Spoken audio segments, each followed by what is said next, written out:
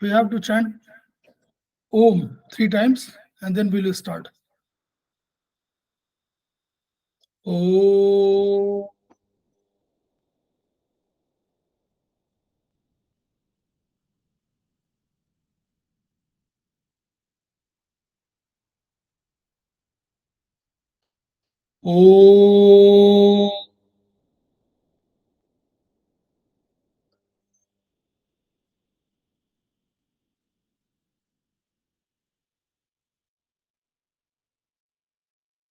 Om. Om.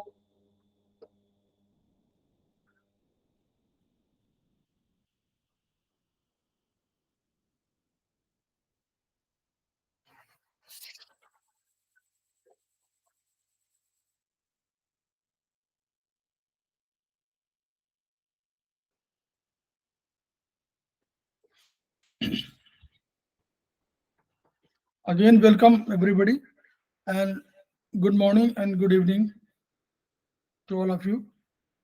Devika Rani has joined, and she is just delivering the something about digestive system.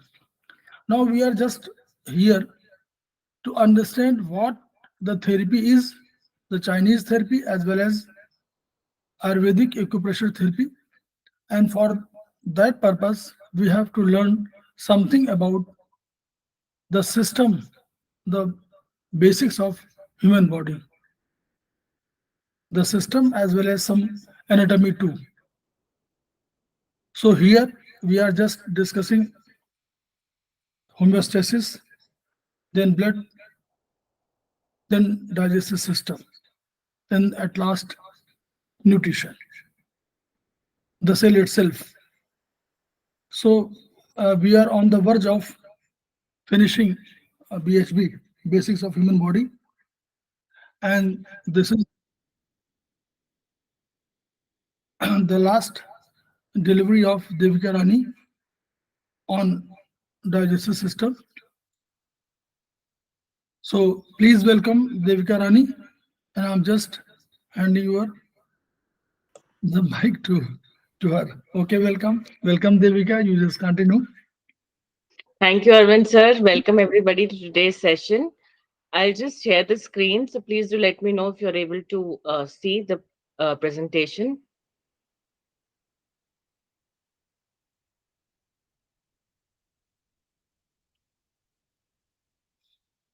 Are you able to see the presentation? This presentation? Yeah, it is Okay. visible. Thank you, sir. Now, I'd request everybody to please mute themselves so that there's no disturbance in between the class. So today we start with another very important system, the digestive system. So till now we have learned that the cell it needs nutrients for its various activities and for its survival, and the blood transports these nutrients to it. But where does you know these nutrient system they get these nutrients they get absorbed? Where do they get digested and then absorbed? In the blood. And which system helps it? It is the digestive system. So it is a very, very important system because all the nutrition that we are taking in is because this system helps to absorb that and then send it to the blood, and then which ultimately then reaches the cells for their various metabolic activities and to get energy.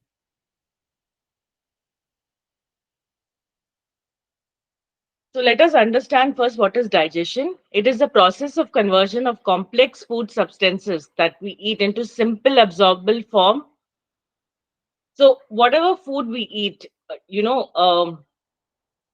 that same form, obviously it cannot go and into your blood and into your cells. So it needs to be broken down. So that happens during the process of digestion and through the digestive system. Now, this whole passage inside your body in which the food moves along from the mouth to the opening where it leaves your body is called alimentary canal. Now, what are the functions of the digestive system? This whole digestive system does digestion of the food. It secretes various enzymes so that the food is broken down. It does absorption of the broken down food and the nutrients in the food. Then it excretes the waste matter. Whatever is not required by the body, it throws it out via excretion. Right? So digestion, it includes breakdown of the ingested food that we've eaten. Carbohydrates get broken down into glucose and fructose. Proteins are changed into amino acids. Fats are converted into fatty acids, and all these nutrients are then absorbed in the blood. Now, what are the organs of the digestive system? So, as you can see here, first we have the mouth, which is the oral cavity. Here is where we eat the food. We take the food and put it in our mouth, right? And then it passes through the pharynx, goes down the esophagus, which we also call the food pipe. Then from the esophagus, it then goes to the stomach and then goes to the intestines for absorption and then finally excretion as well. So this is a view of your digestive system. So you've got your mouth, oral cavity, the pharynx, esophagus, stomach. Then you've got the small intestine and the large intestine. So we shall now study about all these parts.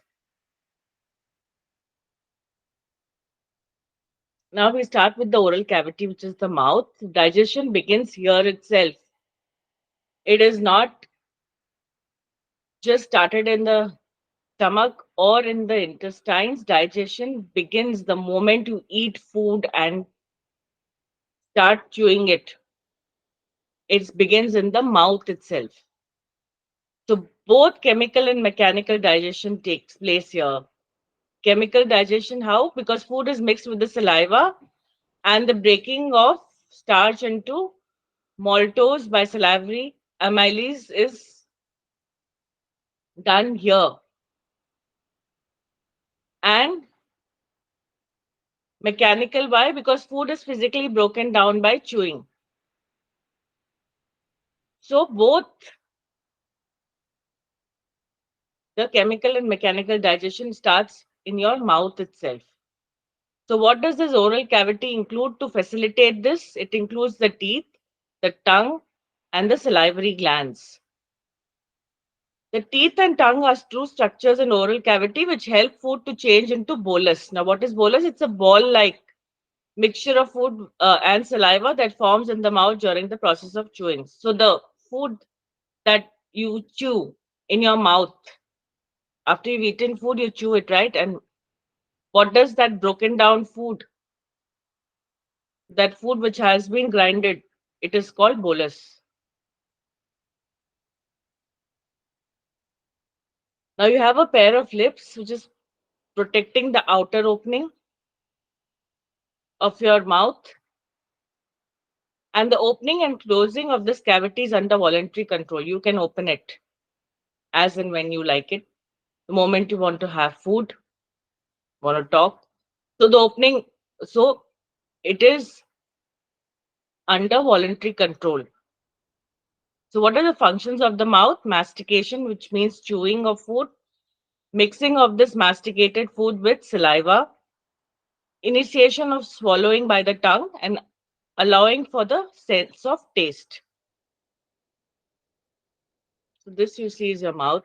This is the lips, which then you have the tongue, and then you got the teeth over here.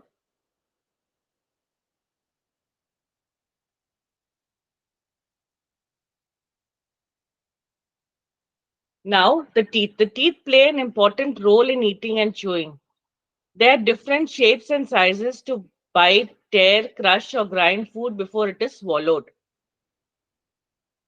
So the different teeth in your mouth have different roles to play. An adult has 32 teeth in the oral cavity. There are four types of teeth in humans. One is incisors now. Incisors are the sharp teeth at the front of the mouth that bite into food and cut it into smaller pieces. So there are four upper and four lower incisors each. And now there are canines. Canines are sharp pointed teeth that sit next to the incisors. Canine teeth help to tear into food like meat and crunchy vegetables. There are two upper and two lower canines. Then there are premolars. They are between the canines and the molars and they help crush and grind food into smaller pieces. So there are four upper and four lower adult premolars. And molars, they are the back teeth, larger than premolars with big flat surfaces to grind food. There are six upper and six lower adult molars. So we are talking about the adult teeth here. So if you see in the previous slide, we had shown all these. So from the incisors to the canines and then the premolars and molars, you can see them here, their shape. So these have various functions. These are incisors, they are canines, and there are premolars, and there are molars here. Same up as well. Your wisdom teeth is also part of molars only. The last molar are the wisdom teeth.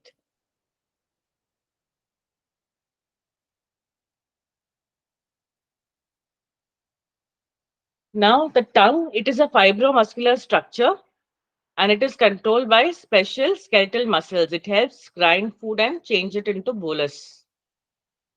The dorsal, as in the upper surface of the tongue, has special taste buds to indicate the taste. It helps the food to mix with the saliva.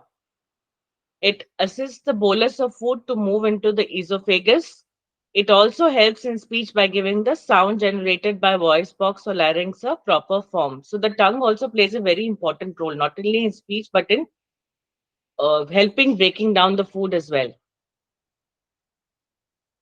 and helping it move into the esophagus.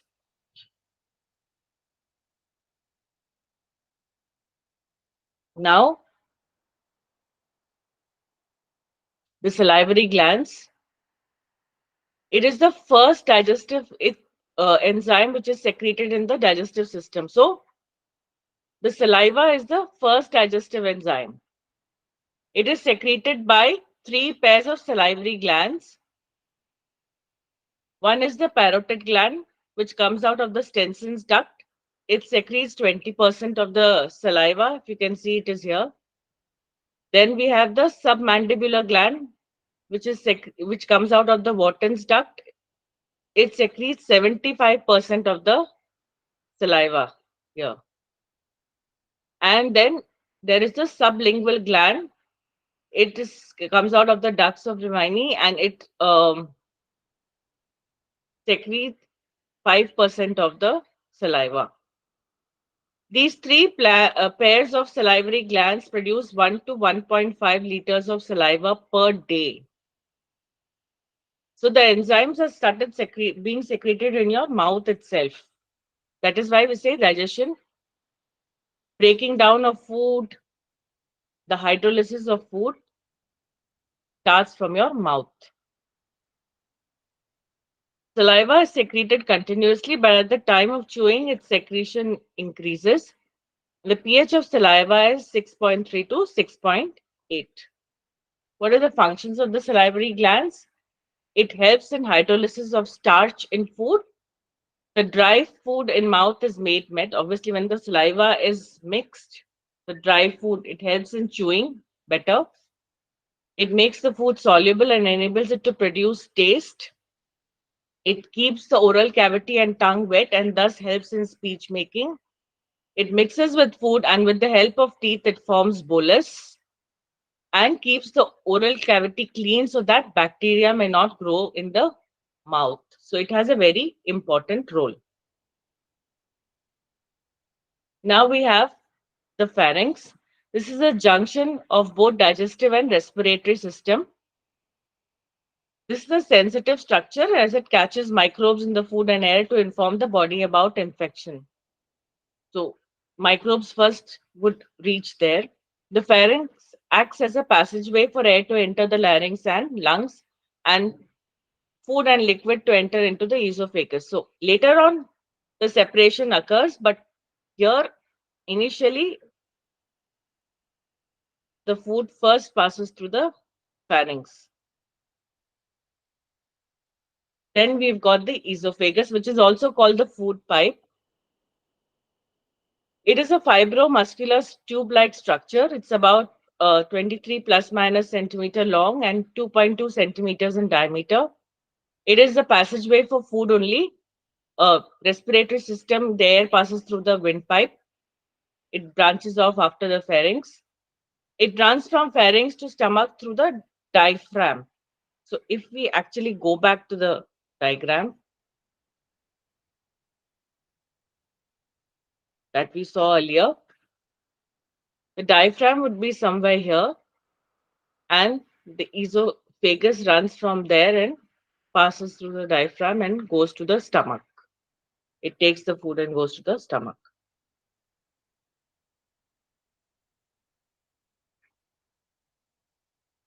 It has millions of mucus glands in its stratified epithelium.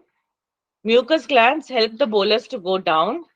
A propulsive wave of 4 centimeter per second in esophagus helps the bolus to go down, conducts the food by peristalsis. It's a slow rhythmatic squeezing. Mostly across the digestive system, this is the movement which is more prevalent. It is a wave like a movement followed first contraction, then relaxation, then contraction, then relaxation. It helps the food to move across the digestive system. When there is no bolus, it looks like a tape. Then we have the stomach. Now it is a J-shaped organ located on the left side of the abdominal cavity. It is a fibroelastic and muscular organ which may be of different size and different capacity. Its storage capacity is around 1.5 to 2 liters. The engulf remains in the stomach for about 3 to plus minus zero point 0.5 hours. Its epithelium has gastric juices which secrete, gastric glands which secrete gastric juices. Um, so the mucus cells secrete mucus. The peptic cells secrete enzymes. The oxyntic cells secrete hydrochloric acid or HCl. So these gastric juices help in breaking down the food in the stomach. So what are the functions of the stomach? Again, here partial digestion is only taking place. The functions of stomach are storage of food, sec- secretion of gastric juices, partial absorption of water, alcohol, glucose, and ions, destruction of small bacteria by its acidity, partial hydrolysis of proteins in the food. So, partial absorption and partial hydrolysis of food is taking place here.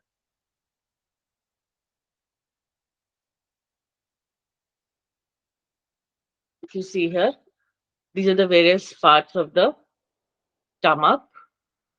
So, esophagus is coming here, and this is your stomach. This is the body of the stomach. And then please take a note of this pylorus and this pyloric sphincter. Once the food is digested, it will move on from here, but this sphincter will, this valve will not allow the food to come back into the stomach again. So these are the cells you can see, the gastric glands. This gives you an idea.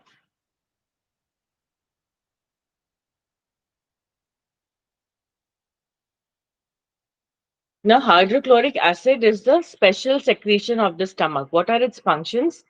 It helps control viruses and bacteria that might otherwise infect the stomach.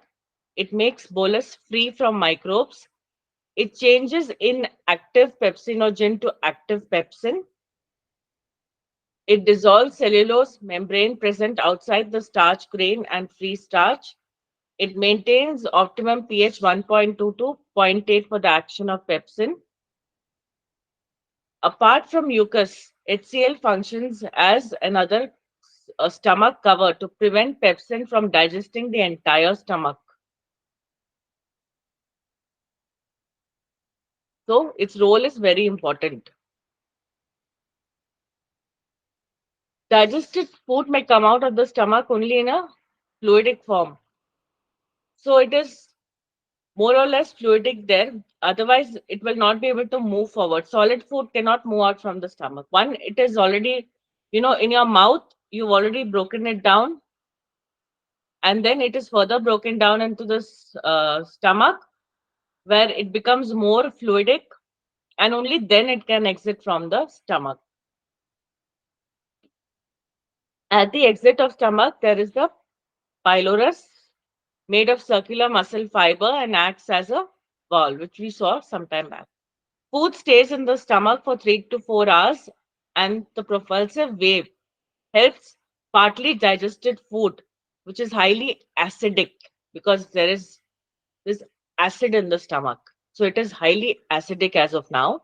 Another stomach contents to pass from the stomach to the duodenum, which is the first part of the small intestine.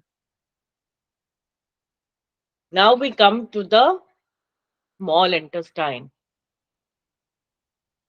Now, nearly it is the body's major digestive organ. Nearly all food absorption occurs here. The major digestion, breaking down, and absorption occurs here. It is the site of nutrient absorption into the blood, the major site of nutrition absorption into the blood. It's a 2.5 to 3 meter long fibromuscular tube which is divided into three parts. This is the duodenum, jejunum, and ileum. Please remember this. Duodenum is attached to the stomach. It curves around the head of the pancreas. So the pancreas would be somewhere here. So it curves around the pancreas. This is the duodenum which has been shown here. Starts from the stomach. Jejunum attaches anteriorly to the duodenum. So then you move on to the jejunum after the duodenum. And ileum, it extends from jejunum to large intestine. So here it then moves on to the large intestine.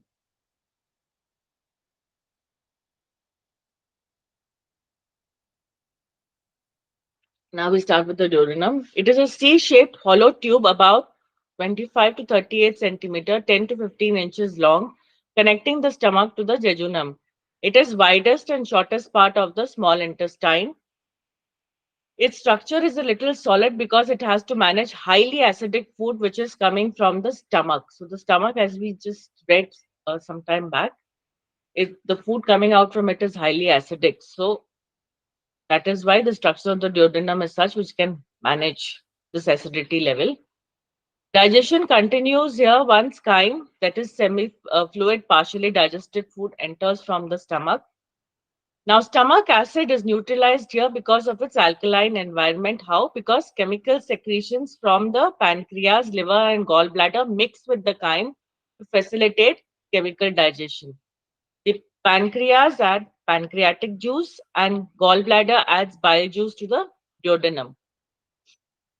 Despite pancreatic juice and bile juice secretion into the small intestine, it secretes intestinal juice along its length as well. So it's not only the pancreatic juice and bile juice, the small intestine throughout its length secretes intestinal juice as well. Now, bile juice. Bile juice is a golden yellow green secretion that is produced in the liver continuously and passed to the gallbladder for concentration, storage, or transport into the first region of the small intestine, the duodenum. Its function is to aid in the digestion of fats in the duodenum. pH of bile juice is alkaline. Now you see it is alkaline. So obviously it is helping reduce the acidity and remove the acidity of the food that has come. The acidic concentration is reduced because of this. Bile is composed of bile acids and salts, phospholipids, cholesterol, pigments, water, and electrolyte chemicals that keep the total solution slightly alkaline with a pH of about 7 to 8. Bile travels through the liver in a series of ducts, eventually exiting to the common hepatic duct.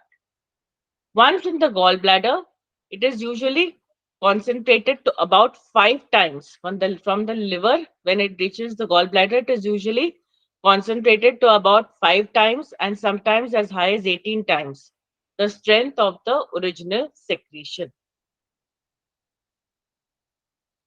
Now, the liver, please remember this liver is the largest secretory gland of the body.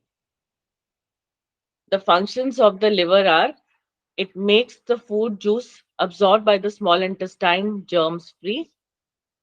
Its function is storage. Liver stores glucose in the form of glycogen, and it also stores minerals and vitamins. Anabolism and catabolism both happen here. So metabolism happens here. Detoxification, it converts ammonia, a toxic gas, into urea. It does synthesis of plasma protein. It regulates body temperature. How the liver contributes to thermoregulation by generating heat through metabolic processes, particularly the breakdown of nutrients. So in this process, heat is generated. It is responsible for the formation of erythrocytes in the embryo stage and also in adults in emergency. Excretion, it conjugates insoluble bilirubin into soluble bilirubin and excretes it. The last 2 points, we've done it in the blood chapter as well. So it's a very important organ. The bile goes from here to the gallbladder. Now the pancreatic juice. The pancreas play a big role in digestion. It is located inside the abdomen, just behind the stomach. It secretes 2 to 3 liters of juice per day approximately. Pancreatic juice is a liquid secreted by the pancreas that contains a variety of enzymes. So these enzymes help to further break down the carbohydrates and they help to break 80 to 90% of proteins and lipids in the chyme. Pancreatic juice is alkaline in nature due to its high concentration of bicarbonate ions that neutralize the gastric acid and allow effective enzyme action. Otherwise, the intestinal juices will be unable to do hydrolysis of the food. So you see, bile is also coming and it's alkaline, and pancreatic juice is also alkaline, which is all this is helping to remove to the acidity of the food that is coming from the stomach so that digestion of food becomes easier in the small intestine. Now the intestinal juice, it refers to the clear to pale yellow watery secretions from the glands lining the small intestine walls. Intestinal juice, clear to pale yellow watery secretion, is composed of hormones, digestive enzymes, mucus, and neutralizing substances released from the glands and mucous membrane lining of the small and large intestines. Intestinal juice neutralizes hydrochloric acid coming from the stomach, releases gastrointestinal hormones into the bloodstream, and contains digestive enzymes that facilitate the digestion and absorption of food. The enzymes in intestinal juice can hydrolyze nucleoprotein. So the Brunner's glands are compound tubular glands found only in the submucosa of the duodenum. Now this is found only in the submucosa of the duodenum. They secrete an alkaline fluid containing mucin, which protects the duodenum from the acidic content of the chyme, which enters the duodenum from the stomach. Now, Brunner's gland and intestinal glands secrete about 1 to 1.2 liters of juice per day to the entire length of small intestine.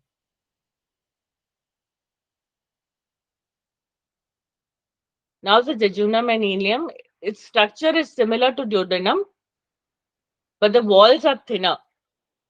The duodenum's walls were thicker because of obviously the acidic content of food that was coming inside it.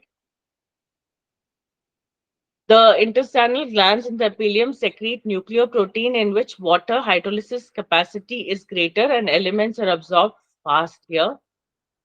The primary function of the jejunum is to absorb sugars, amino acids, and fatty acids. The ileum absorbs any remaining nutrients that did not get absorbed by the duodenum or jejunum.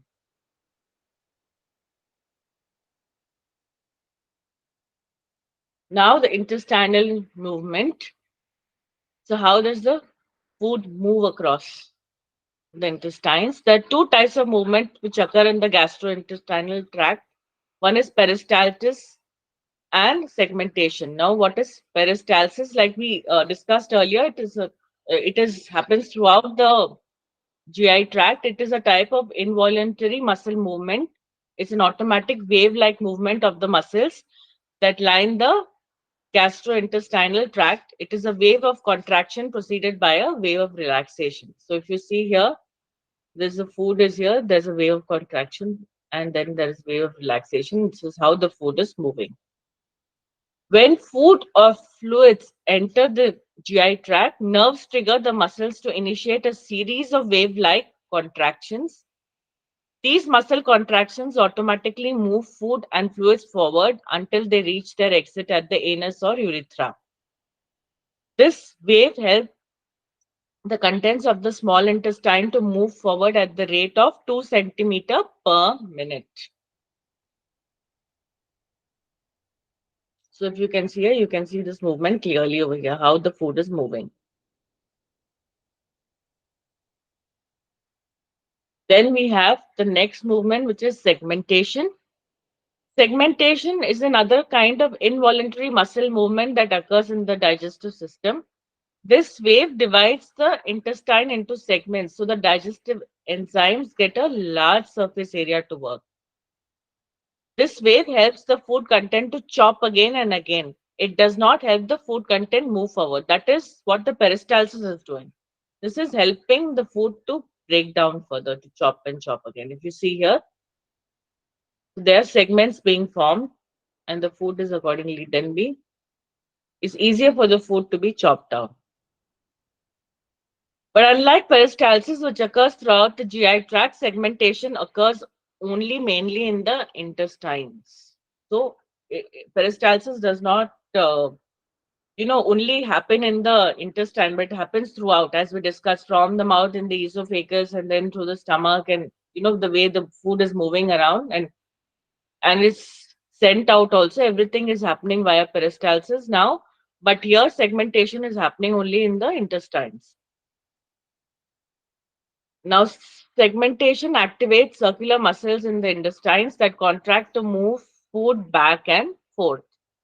This churning gives food in the intestines a chance to mix with gastric juices and helps break it down into smaller pieces for digestion, as we can see here. So segments are being made, so it makes it easier for the food to be absorbed also and to be broken down.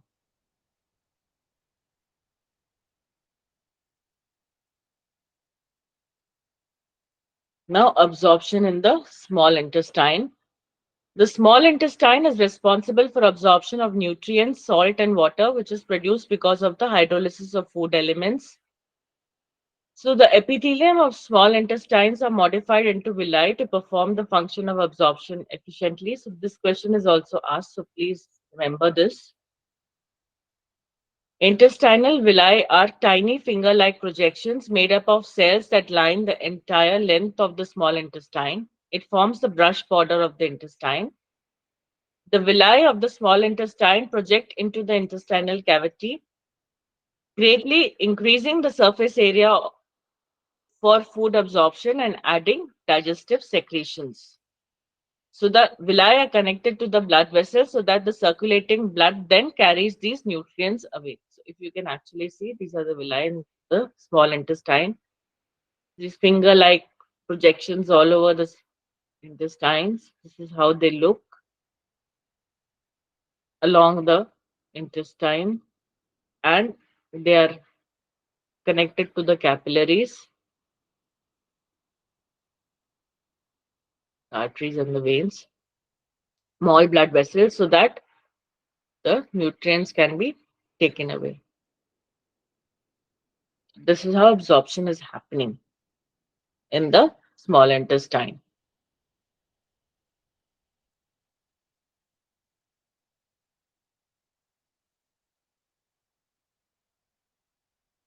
So the absorption is done by active transport, diffusion method, and endocytosis. Now, after absorption, the remaining part of the food is sent to the large intestine. Now, maximum of the absorption is happened over here in the small intestine. Now, whatever little bit is there is sent to the large intestine. From the small intestine, food from the small intestine comes to the cecum, which is a long packet-like structure with 4 to 8 centimeter long tube known as appendix. Appendix is a tubular mass of lymphoid tissue attached to the opening gate of the large intestine. Though throughout the course of small and large intestine there are numerous lymphoid follicles, but appendix is proposed to be a special one. It is capable of to provide generation of antibodies against the living germs. The large intestine itself is a great site for providing residential quarter to millions of non-pathogenic bacteria. They're not harmful. They're in fact they help. They're not harmful bacteria.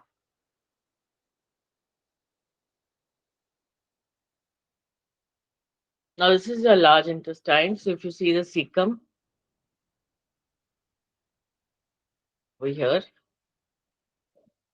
the length of the large intestine is less, but its diameter is greater than the small intestine. As a result, surface area is large. Its length is about 1.2 to 1.6 meters. Now, what are its functions? Its functions are absorption of water, minerals, and vitamins. Whatever is left over, it will absorb. It does secretion of mucus. It does synthesis of vitamin B and K. It has storage of excretory contents, and there are a lot of chemical activities happening due to the bacteria. So these bacteria are not harmful. They help in the chemical activities inside the large intestine. The large intestine is composed of 4 parts. It includes the cecum and ascending colon, transverse colon, descending colon, and sigmoid colon, also called the pelvic colon. So if you see here, ascending colon, the transverse colon, then descending colon, then the sigmoid or pelvic colon, is the rectum and anus over here.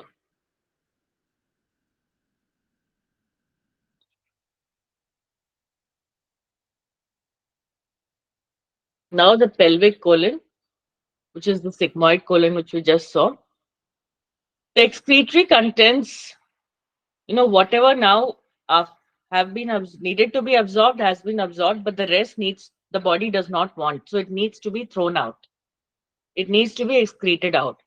So the excretory contents reach the pelvic colon due to mass peristalsis. Now this is the place where your defecation reflex sets and then the body removes waste. If it is inactive, this results in constipation, and if it is hyperactive, it results in removal of waste frequently. And then your rectum, it is a bag-like structure which sets high degree of defecation reflex when the excretory matter reaches there. Then the waste travels to the rectal canal. There are sphincters at both ends of the rectal canal. The inner sphincter is involuntary in nature, as in you have no control over it, which opens with the set of defecation reflex, but the external sphincter is voluntary, where you have a control. And so the removal of waste is in the control of the humans. So we just saw the rectum and the anus here.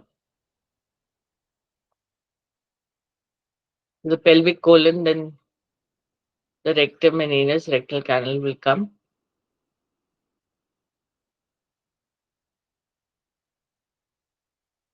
Now we come to the last part, which are a few disorders. One is heartburn.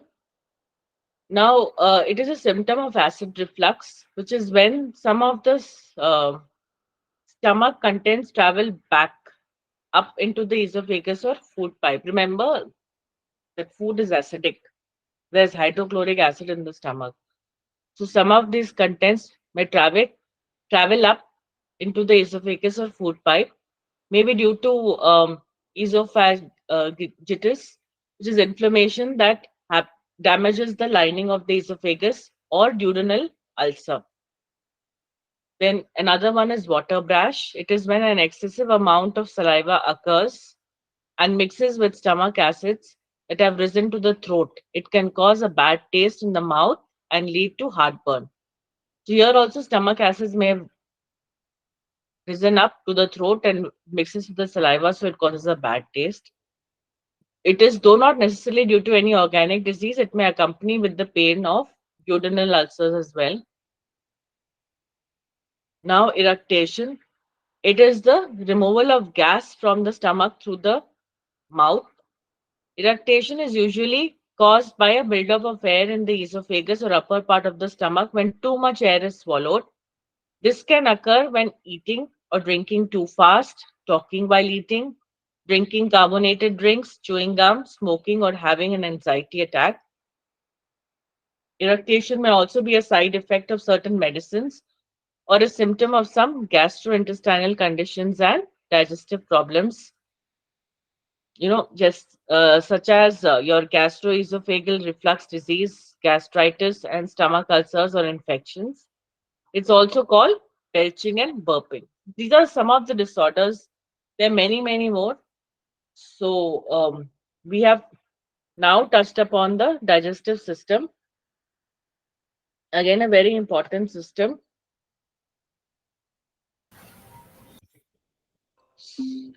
So, we've seen that how this system is so important because it helps break down the food which we eat. Otherwise, the body will not be able to. Our cells are so small, so tiny, they will not be able to absorb the nutrients coming from the food. It helps break down the food.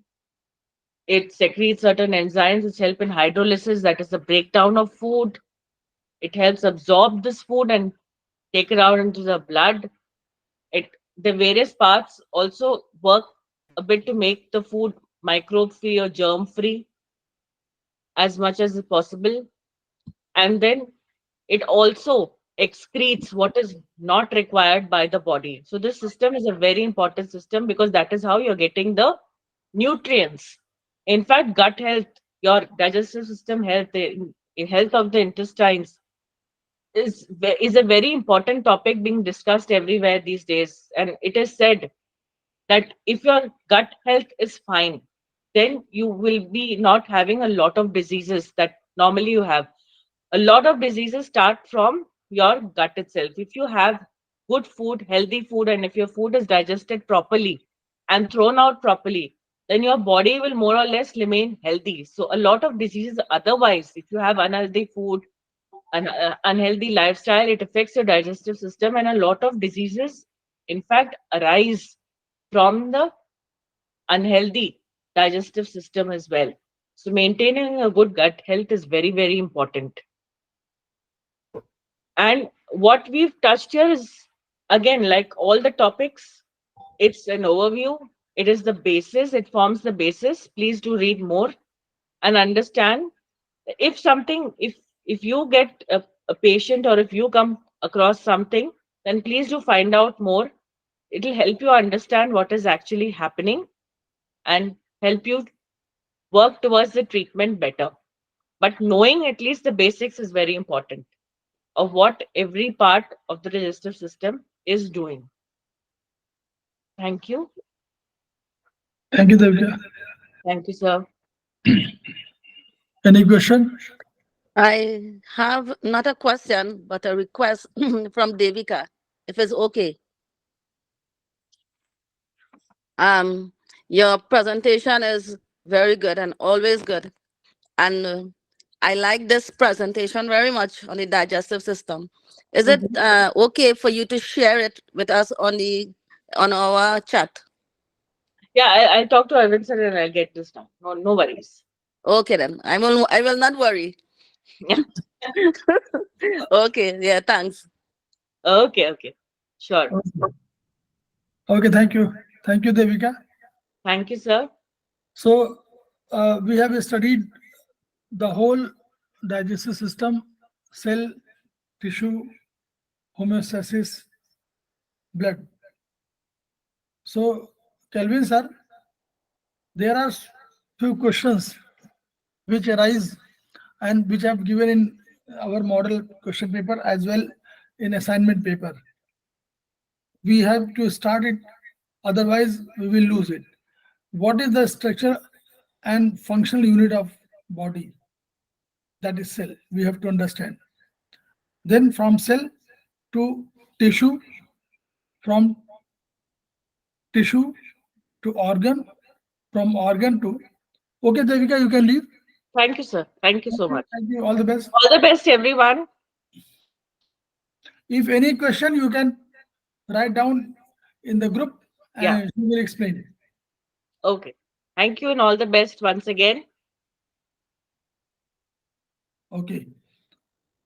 So, Dr. Jaya has joined. Dr. Jaya, only 5 minutes. You can, you can, Okay. only 5 minutes. So, Kelvin sir, this cell is the structural and functional unit of the body. From that cell, tissue is made. A group of cell, they make tissue. From tissue, they make an organ.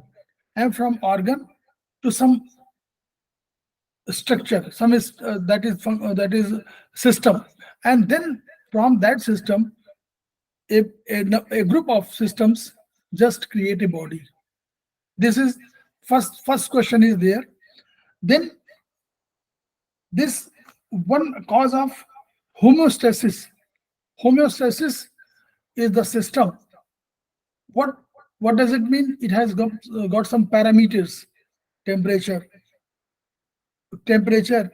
This is pressure. So if any question is asked, you please take down temperature or the pressure itself.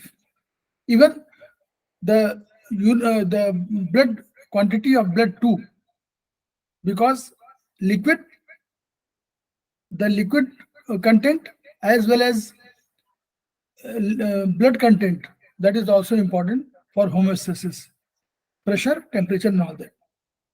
Then tissue, there are a number of tissues, the number of kind of tissue, type of tissues.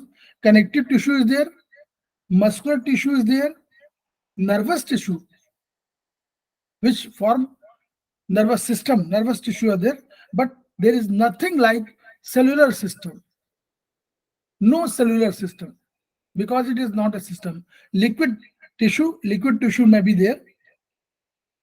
That is, blood is also liquid tissue, and it is also known as connective tissue. What is part of the plasma in blood? That is around about 55%. 55% plasma is there, and 45% rest is the corpuscles. That is the cell of blood cells. These are blood cells. Only 45% is there, and plasma is 55%. Now, total quantity of blood in the healthy person is around about 4 to 5 liters.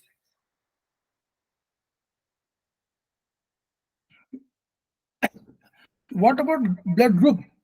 We have we have known a system of blood group. This is known as a system of ABO group. ABO group, because A is there, B is there, O is there, and AB is there. So the system is known as ABO group. Blood group A is there, blood group B is there, blood group O is there, and blood group AB is there. And positive and negative, these are the RH factors, nothing else. Now, The normal value of glucose in the blood is normally 100 to 180 mg percentage. 100 to 180 percentage. Which one of the following is not a part of large intestine? Large intestine, we have seen it. Large intestine, it starts from virtually cecum. Large intestine starts from cecum. Cecum is the first part. Then colon. Colon means ascending colon, ascending colon, and then the transverse colon, then descending colon, and the sigmoid colon. Colon is the part of that one. Rectum is the last part of rectum, and anus is the last part of large intestine, but not ileum. Ileum is the last part of ileum is the last part of small intestine. Small intestine we have read. It starts from duodenum, duodenum, then jejunum, then ileum. So if his question is asked, which is not a part of the large intestine, and suppose cecum, colon, rectum is given, as well as ileum is given, then you have to tick the ileum system. Total number of teeth we have seen, it is only 32.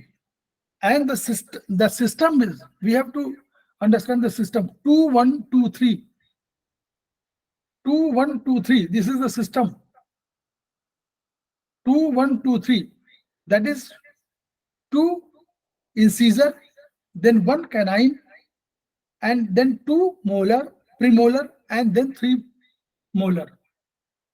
2 1 2 3, that means frontal 2 incisor, then 1 is canine, and then 2 is premolar, and then 3 are molar.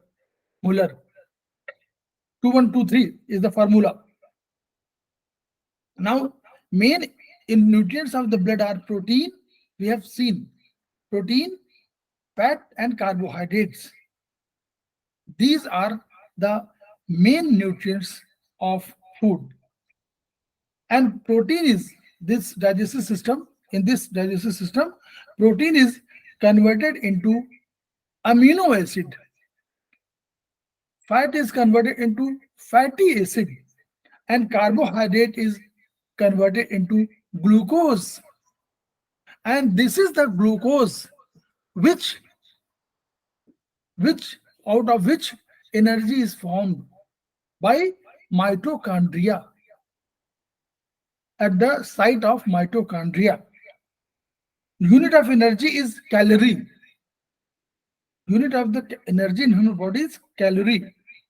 Which one is, or the following is not a part of small intestine? Duodenum is the first part of small intestine, then jejunum is the first part of, then ileum is the third part of, colon is the part of large intestine. Diabetes disease is of gallbladder or of pancreas. This is of pancreas. Beta cells of pancreas. It is related to pancreas. And pitta is related to pitta, the bile juice. It is related to liver and gallbladder. So these are some of the questions. CSF is cerebrospinal fluid. AIDS, AIDS is acquired immune deficiency syndrome. HIV is human immune deficiency virus, and ESR is erythrocyte sedimentation rate, and TLC is total leukocyte count. So these are the questions which are put up in assignment. We can tell you some more later on. Dr. Jaya Goyal, you are welcome, and Thank you. I can share you.